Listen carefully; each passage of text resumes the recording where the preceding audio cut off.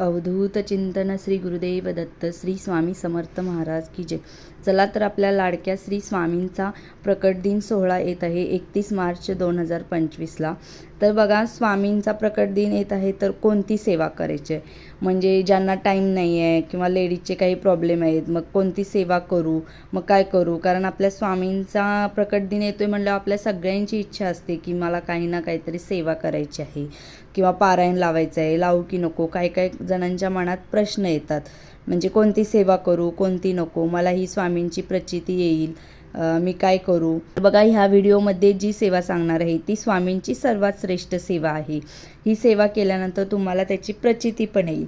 तुम्ही स्वामी सारामृताचं पठण करताय, त्याचं पारायण करताय, मग तुम्ही नामस्मरण करताय श्री स्वामी समर्थ, ती नामस्मरण करताय श्री स्वामी समर्थ, ती सेवा सर्वश्रेष्ठ आहे.